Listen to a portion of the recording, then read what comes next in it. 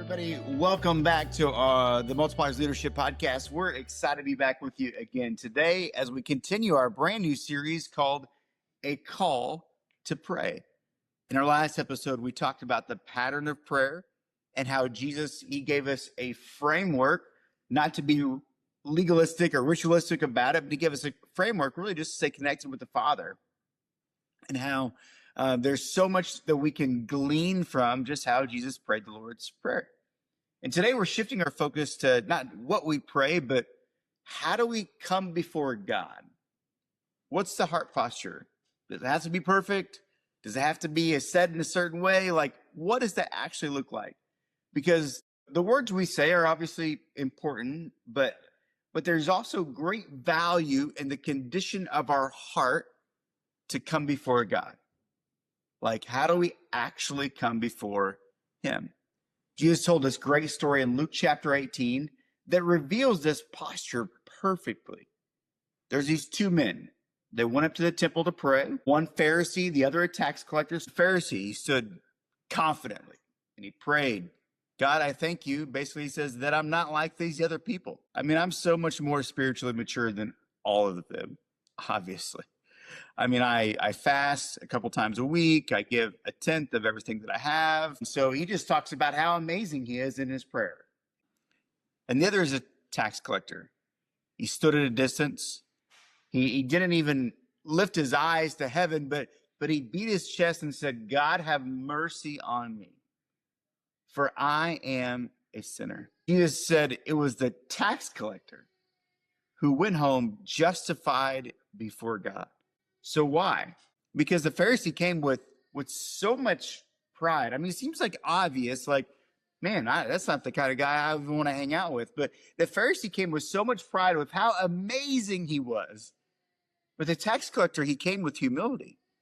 I mean, that is the gospel, is being able to humbly come before the Lord and say, I need you, God. I mean, the posture of prayer at its root is about spiritual surrender. I mean, you can physically do what you want. You can bow your head. You can look to the heavens, be on your face, prostrate before the Lord. You can be on your knees, hands raised, not raised, whatever it may be physically. But our posture of our heart should come from a position of, Lord, I just need you. And sometimes it's out of desperation. Sometimes it's out of just, I know that I need you every single day. There's a beautiful thing that happened last night where we're reading our family devotional. And if I'm honest, I was a little frustrated for a moment because I'm like, what is happening? And we're reading a similar passage in Matthew where it talks about when you pray in secret, don't, go to the city square, and kind of the same kind of concept. And all of a sudden I look around and my daughter, Ashlyn, she's gone. And I look at Tiffany, I'm like, where's Ashlyn? And I'm a little frustrated because I'm like, she doesn't need to be leaving during our Bible time. Like, we're doing this as a family, all right? and there's maybe some truth in that in some ways, but she tells me she had gone to pray. I love the quick obedience that she had to just go and do it and say, I'm going to spend time with the Lord. I mean, that's where Psalm 51, it says, a broken and contrite heart, O God, you will not despise. And so it's telling us that when we come empty before the Lord, not, Lord, look at all these amazing things that I did. Look at all my trophies I did. Look at all I went to church every single week this month. Like, he's not asking for that. But he's saying, when we come empty, he's going to fill us up.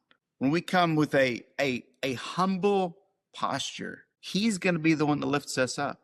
I mean, this is all throughout the Psalms where it talks about how the Lord will literally lift you up onto his rock.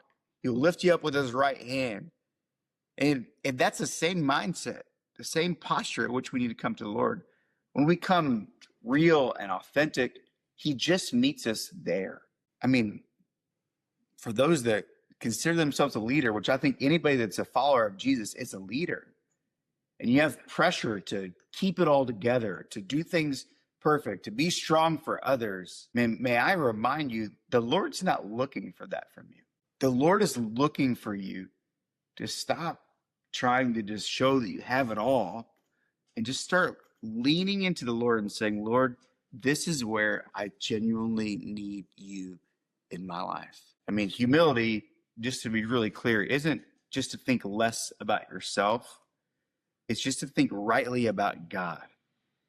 Because we talk a lot about identity on this podcast and how we need to see ourselves as God sees us, but also we need to rightly understand the position of how important God is in our life. And so that's really the simple invitation for us today is how can we continue to be able to come to the Lord with a posture of humility and say, Lord, I'm the one, I know that you are the source of all things and I need you. I know in James chapter 4, it talks about how God resists the proud, but he gives grace to the humble.